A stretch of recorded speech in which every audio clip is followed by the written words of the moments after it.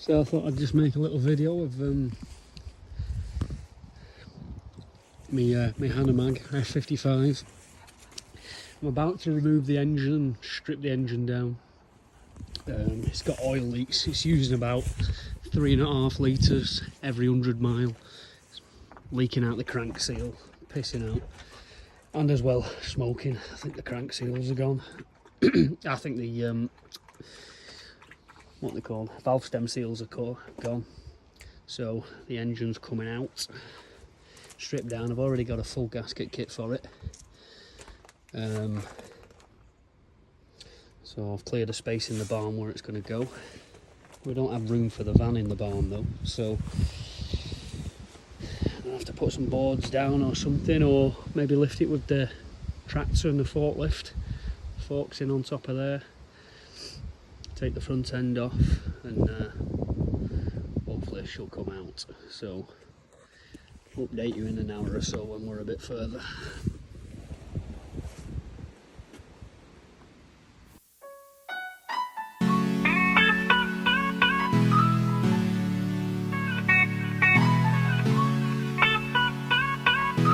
Everything that happens is motivation.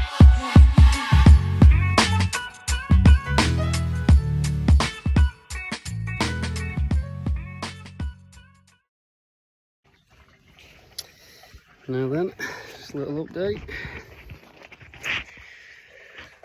Front end's off, front grille, sorry. Just drain the antifreeze. Get that out of the way.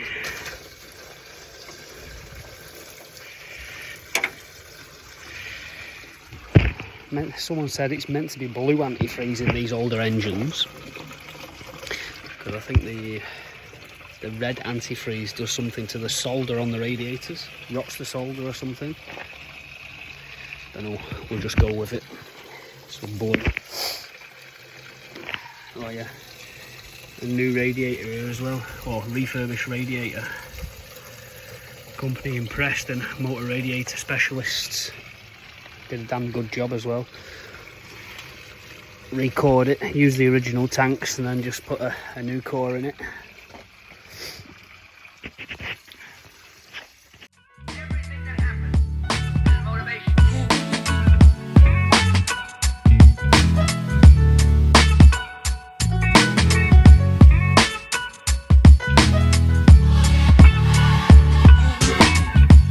I regard the work of motivation the most important work in the history of man. Everything that happens is motivation.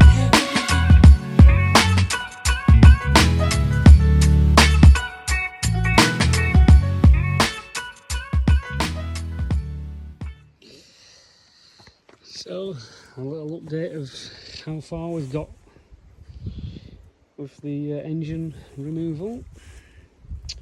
Radiator out and grill off, air filter and pipe work, fluids, all its vitals drained.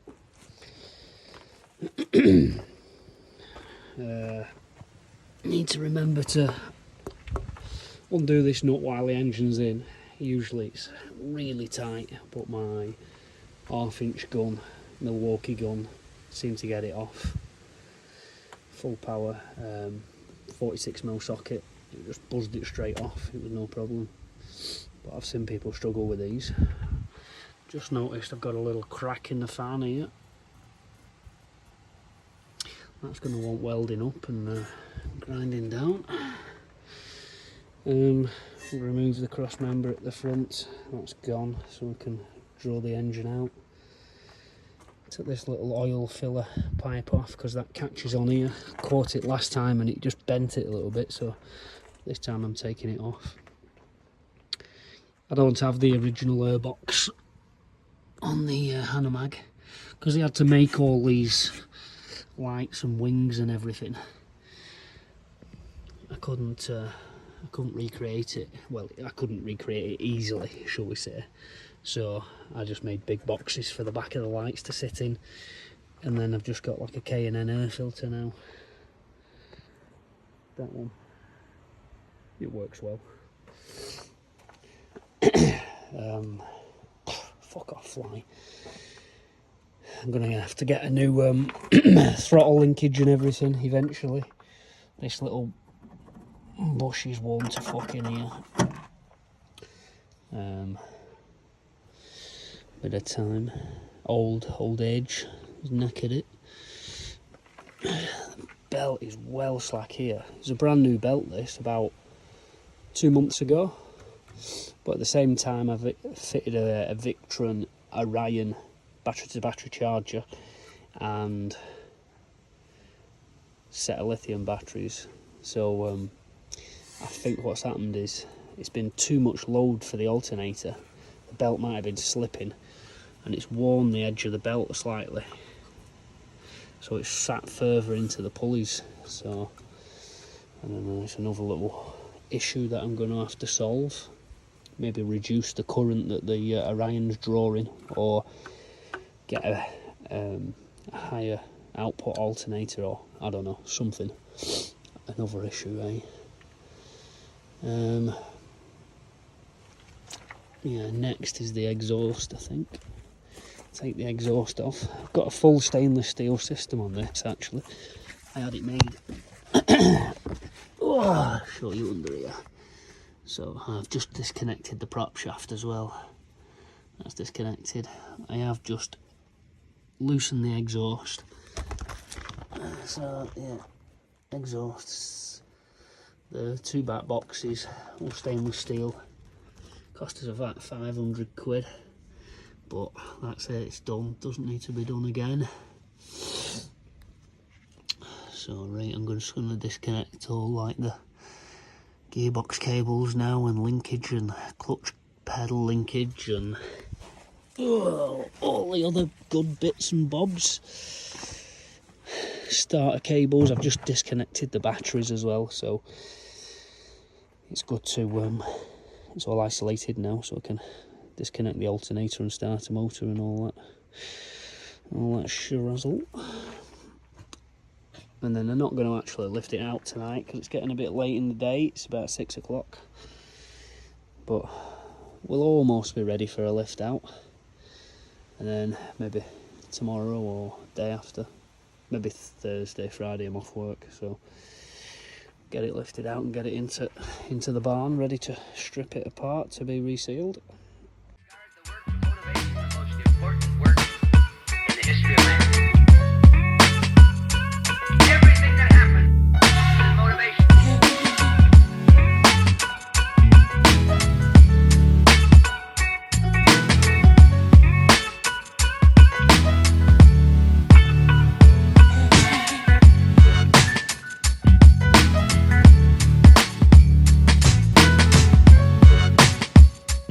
Everything that happened is motivation.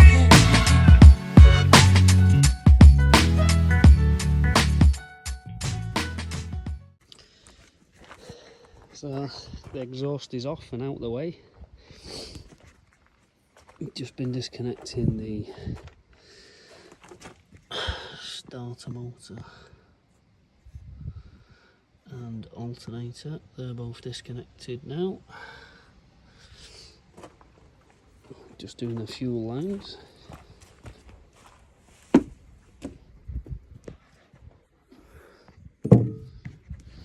Wipe my arms. My fucking arms are covered in diesel and oil. Don't want that all over my seats. Ugh. So yeah, there's not really much to take off on these old engines. Just your fuel return here. Fuel return out the filter head.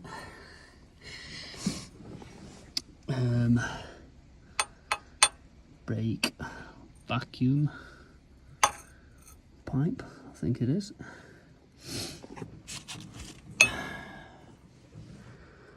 I think that's about it. I took the fuel line off down there, can you see it? Just give it a little wobble. Yeah, that's where it's taken off down there, so that little bit will go with the engine when it comes out. Take this bugger off here now. Oh, you would be a fucking 21, wouldn't you? To dig to the bottom of my box for a 21.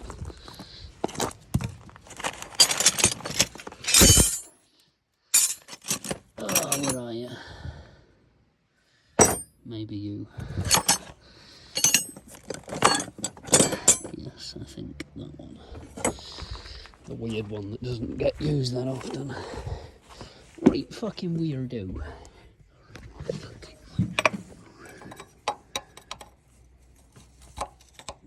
Oh, you motherfucker.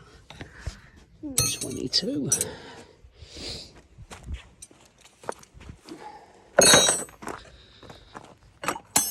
Where are you? Old strap-on 22 from a million years ago. Right. Whack that on there. Oh, fucking... Oh, a fucking ball bag. The whole thing's turning. Right. I'll have to get another 22. Joys of owning old shit. There we go. Roman numerals for 22mm spanner.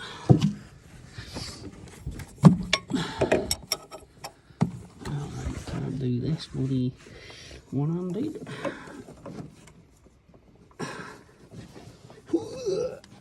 Oh, you bastard, you. She's fucking tight.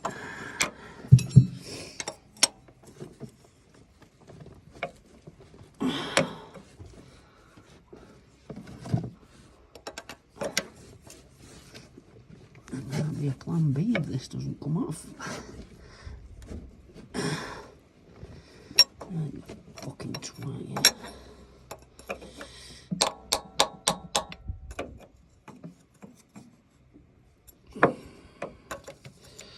Trying to do this without scratching the paint on the van.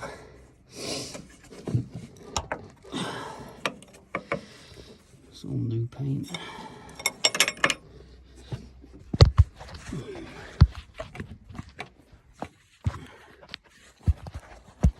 Position you somewhere where you can see.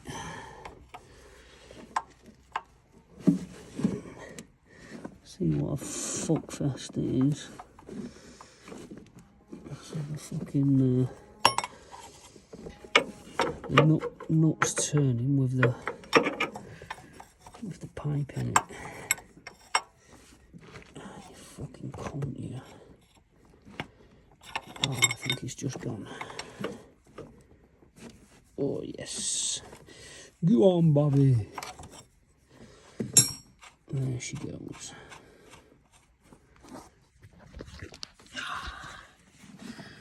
Isn't that the fucking money shot? Go on. Bosh. Oh, yeah, the oil pressure wire down there. Don't forget that little rascal. Almost did. No.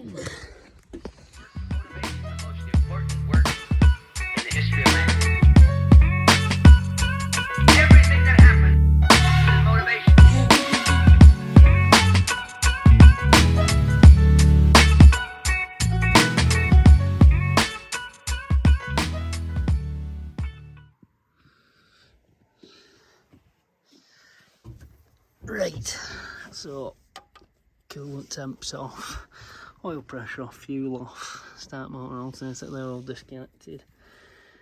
What else is there?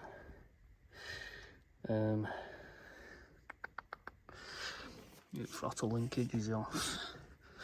So now I think it's just the clutch. I've got manual clutch, not hydraulic. So it's just a few rods onto gearbox. Disconnect those, gear stick out. Oh look, we've got some fucking fixie old tape there.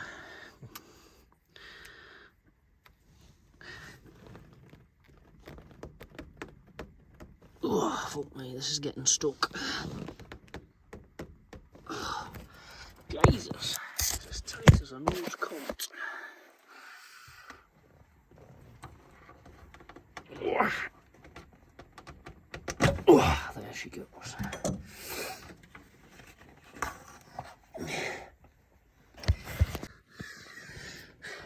So take the boot up. Mercedes factory fucking rubber gloves here to keep it clean. It should have a like a dust cover, but fuck knows where that went. It's fucking vanished. So then you just pop this little thing down and round like that, and then you just give that a good tug. Oof. Out she comes. There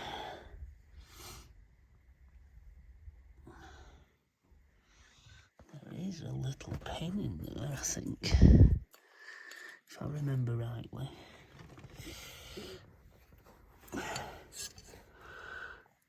A little pin that you shouldn't lose.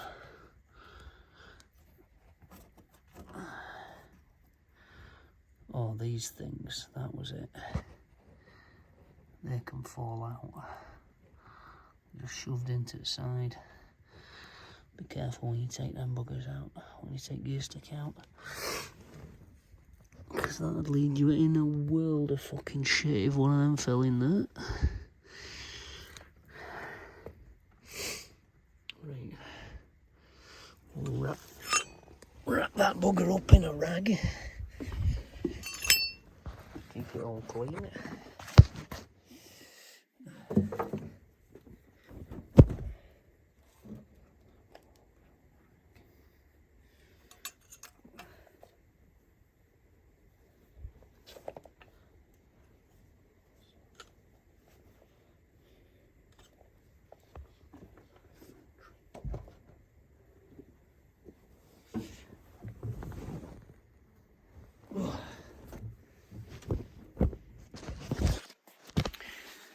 Just gonna shove a bit of a rag in top of the gearbox here. Start some shite going in there. It's pretty clean on the van anyway. It's engine was only out about 3 years ago when I steam cleaned it and powder coated oak chassis. So oak chassis and been done. It's mint actually underneath. There's no rot or anything. But I just didn't do the engine because I was in a bit of a rush. The lad wanted his workshop back, didn't you, Phil? You cunt. Only joking. He was a good lad lending me his workshop. But yeah, it went on this project. It was probably like 2 years of bloody welding. Crazy.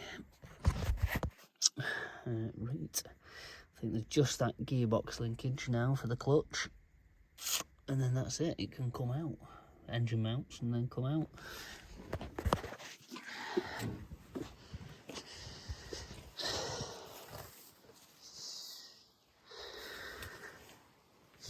Oh yeah, this is the guy that painted it.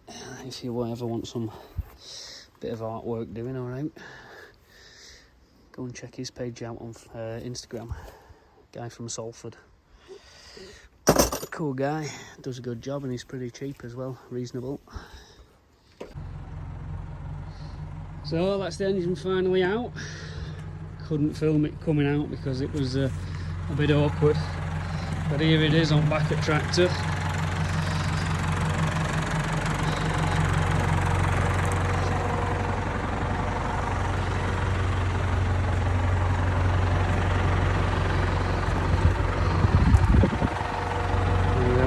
To rebuild. So yeah, there she is, and so it's leaking from the rear main seal here. It's absolutely pissing out. 3.5 litres every 100 mile. A little bit from the front crank seal as well. But I'm going to do all the gaskets, valve stem seals, valve guides, hone the bores, check the rings, and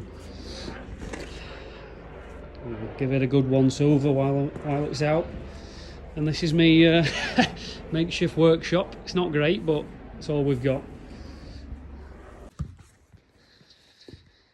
So I just thought I'd tell you how I took it out, because it can be a bit of a pain to take out these engines because they're so heavy.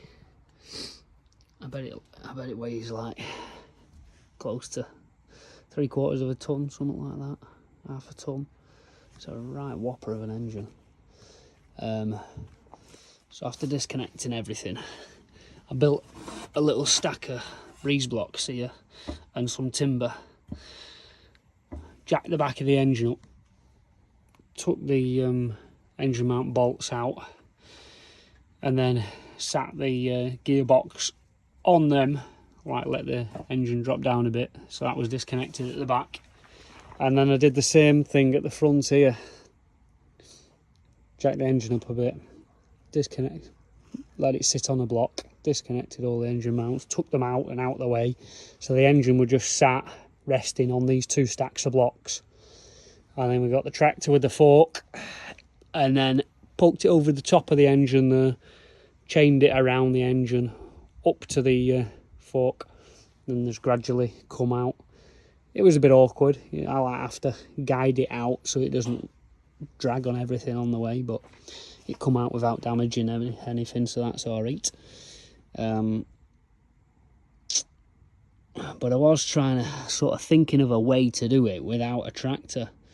You know, if you ever needed to do it on the road in the middle of the desert, I was thinking you could like sit it down on blocks here and then just push the van away from it, but you'd have to keep like repositioning and reblocking the gearbox because it's got to come past the axle. But I think you could do it, and I think it will probably be easier and more controlled too. You wouldn't have a risk of catching anything because it'd be nice and slow. So I might give that a try for when it goes back in. We'll see. Well, yeah, lovely night for it.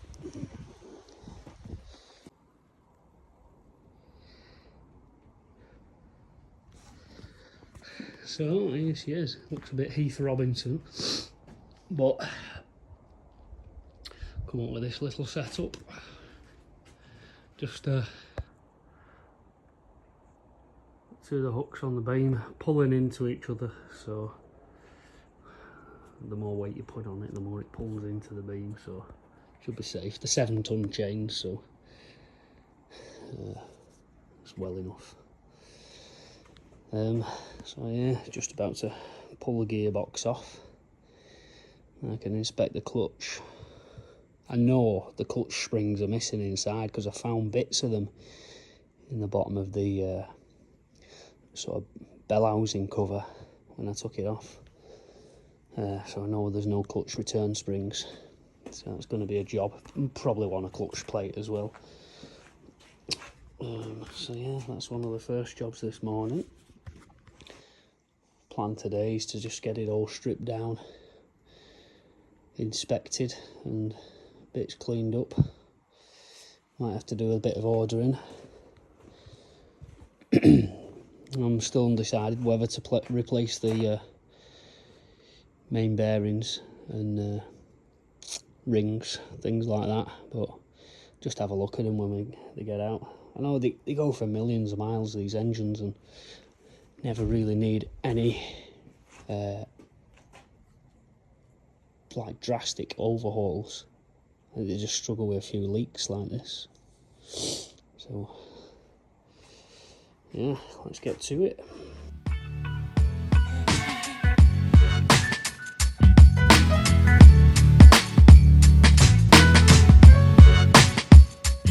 Everything that happens is motivation.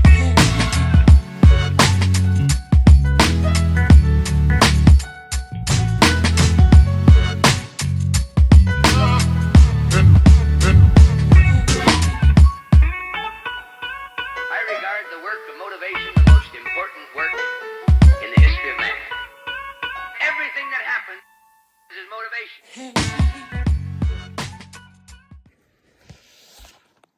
So we've got to this stage now. The gearbox is off, clutch is out, pressure plate is out. It was a bit of a pain in the arse to get out actually. There's the gearbox. Usually on most stuff I've worked on in the past, the gearbox and the bell housing together just come straight off the engine. Then you can access the flywheel to draw it off and whatever else. But on this, the bell housing actually goes round the back of the flywheel.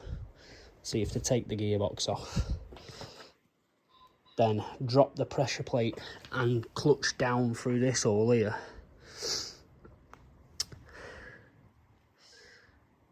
Just take the six bolts out of the pressure plate. I had to take the bolts out of the bell housing just to give me a bit more wiggle room, so the pressure plate and the clutch plate would just drop down, and that gives you access to the bolts that hold the flywheel on. Now it's going to be bloody heavy, that flywheel, it's solid steel, so be ready for it. Just put one bolt just finger tight in the bell housing just to hold it on while I pull the flywheel off, because you don't want the bell housing and the flywheel off coming together and fucking falling on your toes. It's going to smart a bit. Yeah. Flywheel bolts, looks like special bolts. I have got the manual for this engine, so when it's going back together I'll have the manual out and check the torque, or if the stretch bolts, new bolts. But yeah, it's coming together alright so far.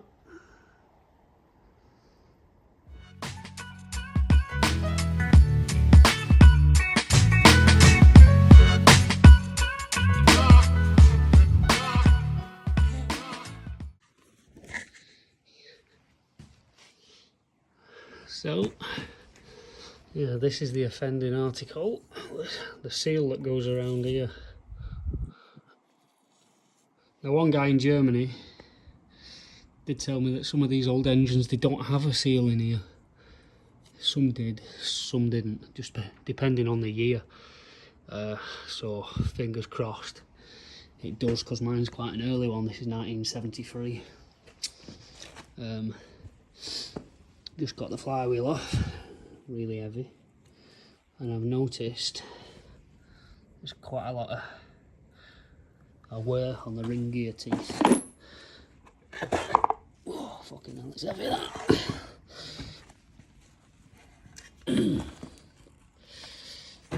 Yeah.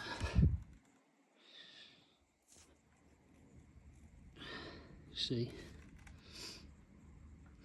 So it could cause the starter motor to miss sometimes and not start the engine.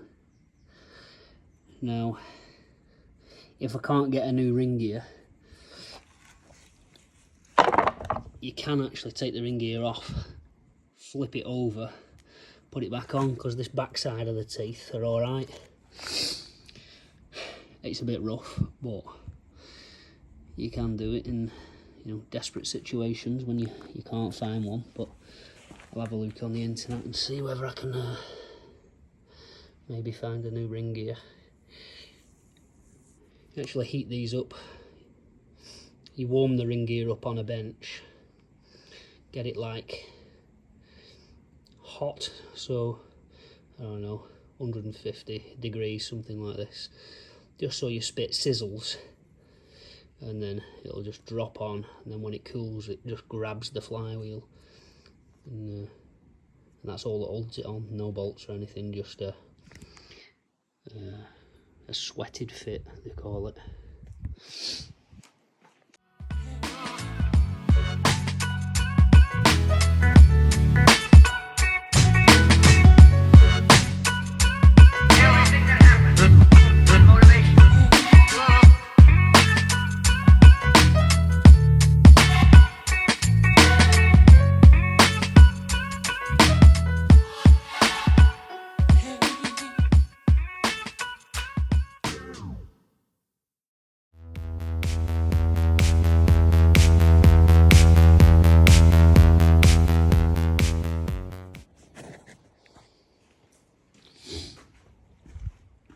So, just extracted the front pulley. It was a little bit awkward to get off, actually. I had to make a little special, a little tool. and that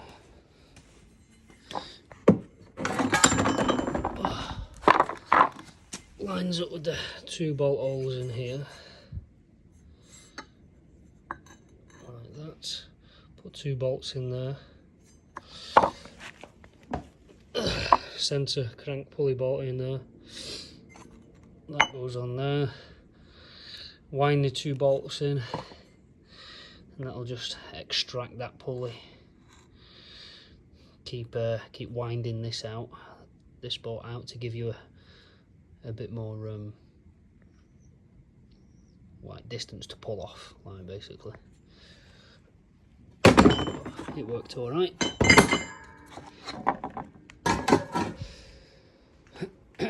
Now we're getting towards the point where I need to know whether I need to time it up. I've never had one of these in bits before, but I have got the manual, so I'm going to sit down in a minute and have a little read through the manual, check how we time it up. There's a little timing mark here that goes against the front pulley, and I think it's something to do with this little plastic plug here as well. I think you go in there and see some marks on the pulley, line that up, something like this. But we'll know for certain in a minute once I've had a little look through the manual. Something I was concerned about is when I had the pulley on here and you gave it a little push in and out. It's called crank end float, and there's probably like 0.5 mil, 0.5 millimeters of end float. Now I don't know what the tolerance is, but did meet a guy in Germany this weekend at a Zora festival, and we were having a chat about these old vans. He's lived in his for a few months, and he was saying basically, I said I got some engine oil leaks on mine, and he was saying when you've got it stripped down, check the end float, because these engines do suffer from end float, which causes oil leaks. So I am a little bit concerned about that. Now I don't know whether you can buy shims and shim it up. Previous engines I've rebuilt in the past, they have shims in between the main journals, and you just, when they wear out, you put new shims in and it takes up your end float. Now I don't know whether on such an old engines they have shims. Fingers crossed they do, or it's pretty fucked. So right, I'll update you when I know a bit more about the timing.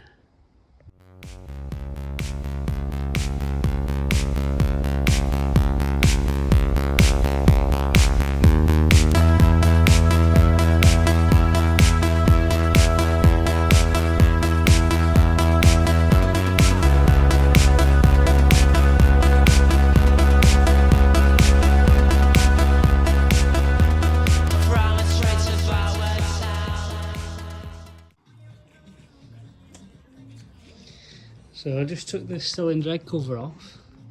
I'm just on with taking the injector pipes off. And look at this little rascal down there. Don't know if you can see that.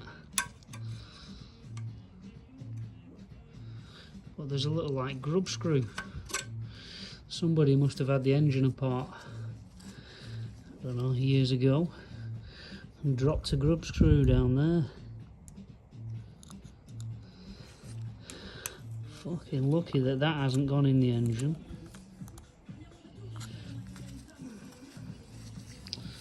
Bit awkward trying to get it out.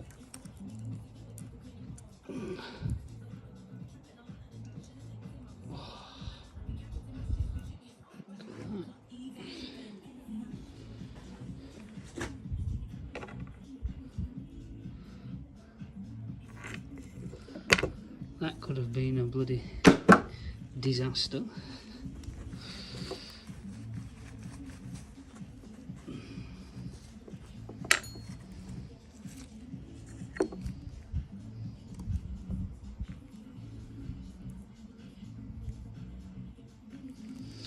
I have to have a look, see if I find any more. I don't know where it's come from.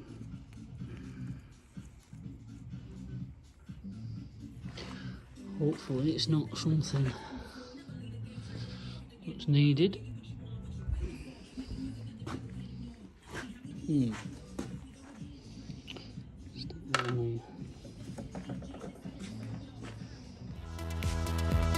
Follow into beautiful places.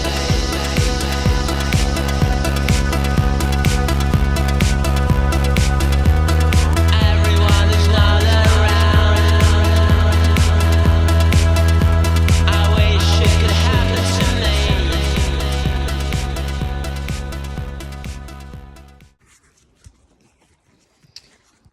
So as you can see, I've just got the cylinder head off.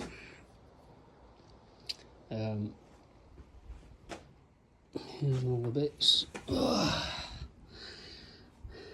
Rocket shaft assembly, push rods, all marked up as to which way they go, injector pipes. This will all get a good cleaning, like a diesel bath before it all goes back on, so I'm not too bothered about it getting a slight bit of dust on it, but I will cover it with some rags and some covers when I'm done.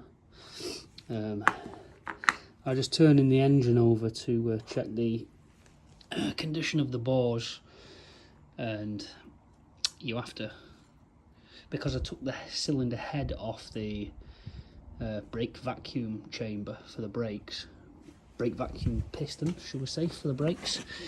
This, it catches on the side of the block, so you need to take the piston off as well, so then you can rotate the engine and check the condition of the bores. The little com rod will have to come off there as well before extracting the crank camshaft. Oh. Yeah, the condition of the bores, it's a little bit shit, so much. I don't know if the camera will pick this up, but yeah, got a score there on that one where you can feel it with your nail. Score on that one you can feel. I think this M1's alright. I don't think there's many on that, but this one, try and rotate it. Piston at the bottom, like so. Yeah, the score, it goes all the way down, and it's quite substantial. You can feel it, even with my glove on. I can feel it. So it's going to want to. I'll get some new stones for my honing tool, give them a hone, and then see what they look like after that.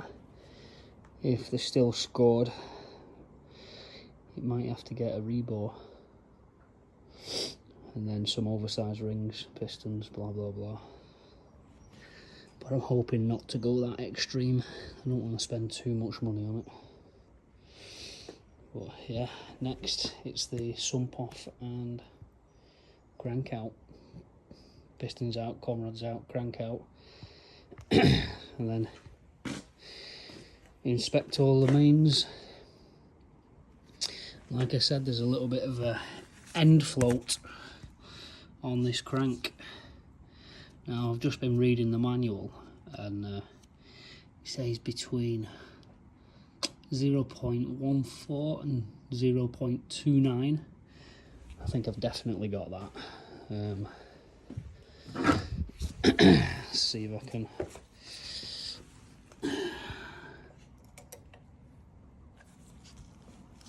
Can't do it now. There, right.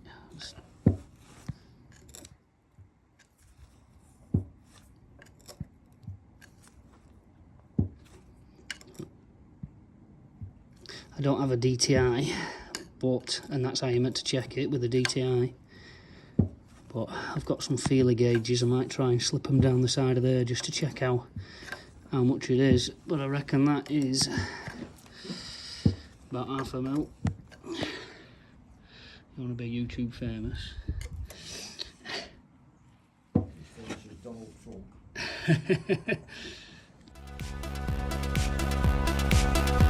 Your voice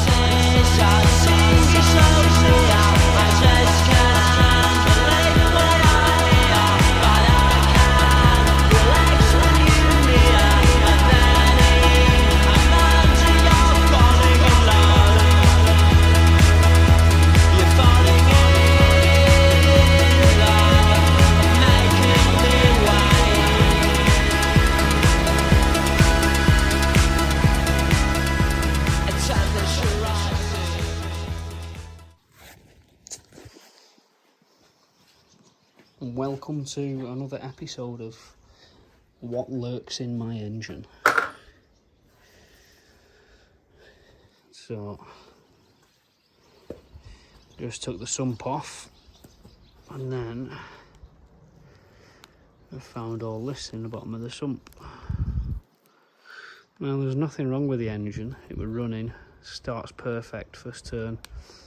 Good oil pressure, never overheated or anything like that, no rattles or bangs. But we have pieces of what look like bearing material, a little small pin with 2 holes in it, and then whatever that is, a grub screw. Worrying, innit? I've not had any of the timing gear off yet. My thoughts are this is something from the timing gear end, and this I've just found out where that bearing material has come from. I'll take it down here, have a little nosy in here. So is the camera going to focus? There, can you just see that bit there? So that's a camshaft running through the engine. This is where the oil pump gets driven off the camshaft. This is all your timing gear on that end, timing cover. But that middle bearing for the camshaft looks like it's given up. I mean, if it's not done any damage, fuck me, I'm lucky. But I think it might damage the camshaft. So there's a bearing at that end, one in the middle there that's lost its material, and then one in the end there. So hey ho, we'll keep going and see what other shite we find. Hopefully it's just a case of buying new bearings and finding out where them pins and stuff have come from, see whether I can repair that. And also I can see, I mentioned before about the end float on the crank. This engine does have, focus, come on camera.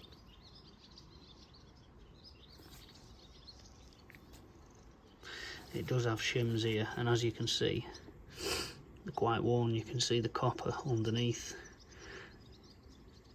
They usually have like a white metal coating on top, and it's quite hard to do it with one hand, but yeah, anyway, there's play. I mean, you can see the gap down the side of there. It's meant to be 0.29 of a mil, and I think I've got like 0.6 of a mil, something like that, 0.7. So they're going to want changing.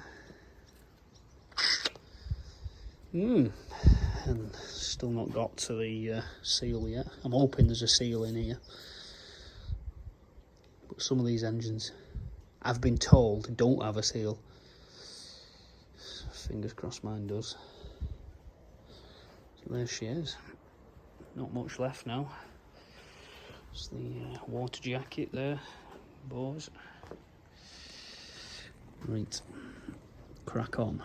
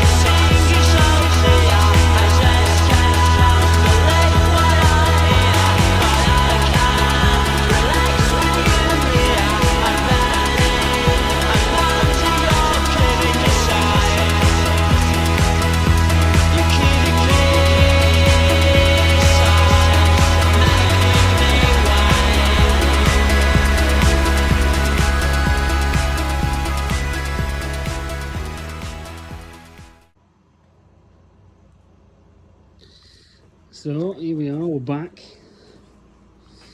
I just been for a brew and a bit of late dinner.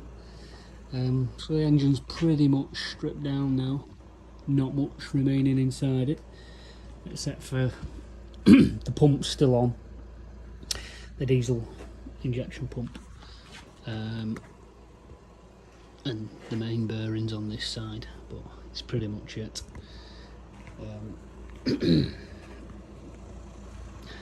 So that's how we're looking. Spin it around. There we go. So I think we're looking at quite a bit of work. I think we're looking at maybe a rebore to the next size. I'll have to find out what size they are. Probably 0.5mm oversize. New pistons, rings. So that's going to be a little bit expensive. Hold on, I'll just get the torch.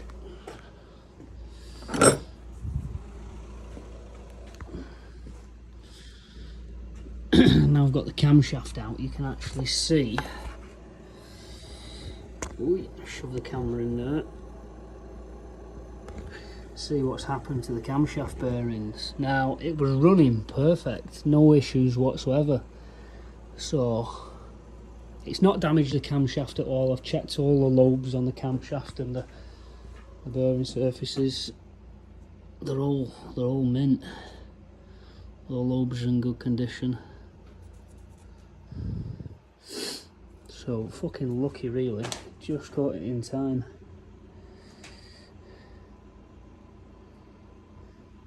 It is a bit Heath Robinson taking an engine apart in this sort of environment, but it's all we've got, so have to deal with it. But I'll give everything a thorough clean before it all goes back together. Get a proper bench set up in the corner here, maybe a big 8x4 sheet of plywood, and get everything set out on it. Oh yeah, I did mention about these engines, some of them don't have a crank seal, and guess what, this one doesn't. And this is what they used to do before rubber crank seals, like a chevron seals, were about. So it's actually machined into the crank, and it's just a thread like that's on a bolt. And when the oil comes down the top of the engine and it gets near here and it drips on here, the thread guides the oil across and back and into the engine. But obviously if your main journals are slightly worn, here and here, if they're slightly worn, your crank moves up or down a little bit and makes the gap bigger or smaller at the top or the bottom, and oil comes out and past. Now, don't know, maybe there's some specs in the manual somewhere that I might need to check. I don't know if this threaded area has been hitting the block, and maybe it's worn these threads ever so slightly, and that's what's causing the oil to be able to get past. I can't really tell. I can't tell on the threads and I can't tell on the block. So this is the area that it runs up against. Let's give it a little wipe and then show you. So this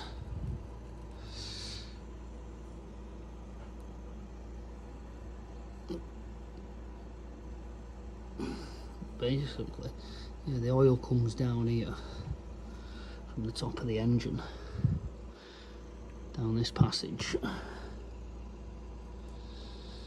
and to stop it getting out, it's just that threaded thing on the crank. I don't even know the name for it. Must have a name,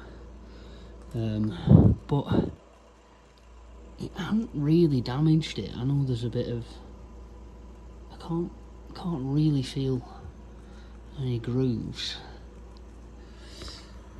but it's a bit of a pain in the arse because nothing can be done. That's it. It's just either a new block or a new crank. It's shit. Usually you'd have like a recess machined out of here, a rubber seal. You just change the rubber seal and then it's good to go again. So I don't want to throw an engine away just for the sake of a little bit of fucking oil leaking and a bit of a bad idea by Mercedes all 1 years ago. But I suppose they might have not had these modern seals. So I don't know. It might just have to leak a bit, but it was leaking excessively. I went to a festival about 3 weeks ago, and it used 3.5 litres, and the festival was only about 100 kilometres away. And it is smoking, so I know it's burning some oil via these the grooves in the bores. The bores are not excessively grooved. There's one that's worse than the other. That's got a little line all the way down that you can see. So they're pretty glazed as well. It should have a cross hatch pattern on the bores here. You can just see a little bit of it there. You see that cross hatch? You can see it better on that one. So all the bores should have that cross hatch pattern. And basically you get a grinding stone and spin it around in there like a sprung grinding stone called a honing tool, and you put that cross hatch pattern on it. What it does, it holds a layer of oil on the bores to help with compression. It helps the actual piston ring seal against the bore. But the bores wear over the time, and that cross hatch disappears, and then that's when your bores are called glazed, glaze over, and you lose compression. And these are pretty badly glazed, so it's going to need a rebore. But it's all about economical repair, really, isn't it? It's like, how far do you really go with a very old engine? The right way is to rebore it and put pistons and rings in it, but it might cost fucking thousands by the time it's done. Or do you just shut your eyes, pretend you didn't see it, hone it, put some new piston rings in it, and then just put it back on the road and see how long she lasts? I don't know. I'm going to have to weigh it all up, do a few sums, see how much it's going to cost. There's also another option of a om314 engine, like Mercedes. There's an old Mercedes saloon from the 70s and 80s, the W124 I think it was, and it had a 5-cylinder 2.9 diesel engine in, and some people have been putting them in these old Mercedes 608s and 508 trucks, and these Hanomag that I've got. It's more fuel efficient, quieter, more power, and makes it go faster, and it's a lot lighter engine as well. This is a beast. It's like, you can tell on the front of the van as well, especially when you take it on a field. The front end's proper heavy on the grass, like sinking in. So that is another option that's on the back of my mind. If this gets too costly and I'm not confident in the repair, then I might have to go down that 602 engine. But it's slightly longer, so I believe you can't have a viscous fan on it, or a fan on the engine. You've got to have like an electric spol fan, which I'm not too keen on that, because they do go fucked after a while. They wear out and that. But it is what it is. We'll have to weigh it all up, give it a dose of thinking about these next couple of days, and then come up with a plan. But yeah, I'm just gonna clean everything up now, put all my tools away because it looks like a fucking bomb's gone off in here. And have a proper look over the cylinder head as well. This number, what number was that? Number 1, I think it is. Closest to the, yeah, it is number 1, closest to the timing gear. You see all the other cylinders here, 432. They all look like they've been burning pretty similar. The exhaust valves, you know, they've got a pretty similar carbon pattern, same carbon build up on the face of the head. And then this one, it's got a heck of a lot more, especially around the exhaust valve there. So there's a problem on that cylinder. Either the injector's leaking, or the valve's not seating, or in fact that is the one with the score. So that could be, you know, that bad score there that runs all the way down, that is on that cylinder. So that could be the bit of oil washing past, and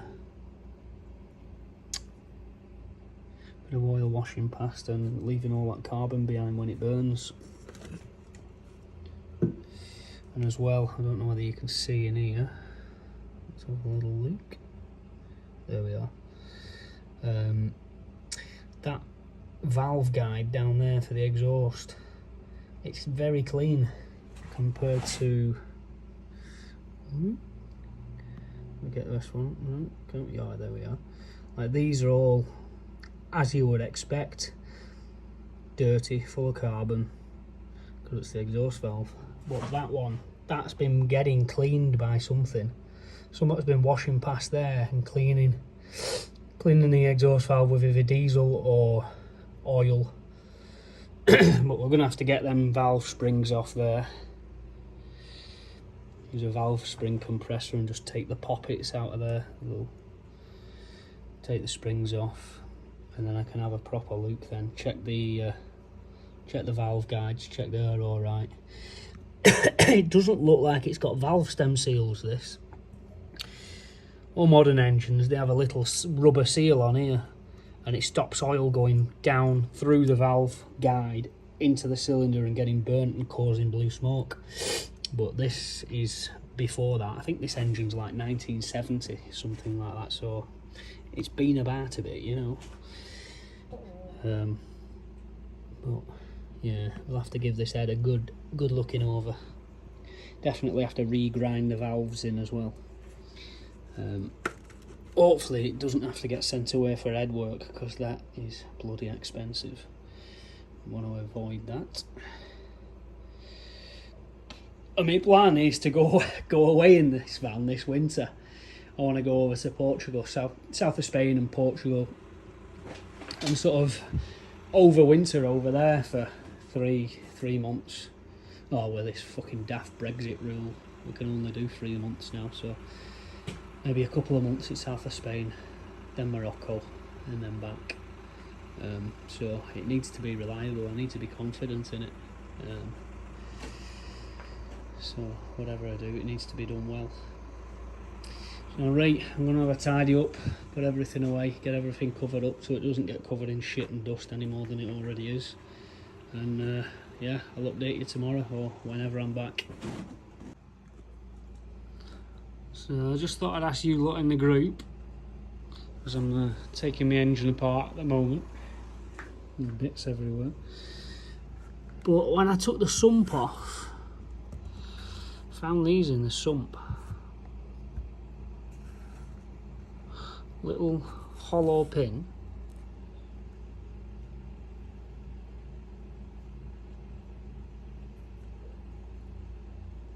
One of them. Little grub screw.